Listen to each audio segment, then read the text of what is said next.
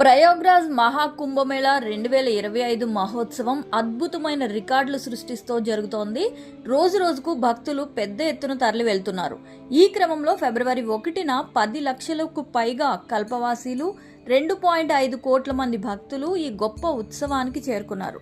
ఈ నేపథ్యంలో ఇప్పటి వరకు అంటే ఫిబ్రవరి 1, 2025 రాత్రి 8 గంటల నాటికి దాదాపు 33.60 కోట్ల మంది భక్తులు ఈ భక్తి ప్రదర్శనలో భాగమయ్యారు.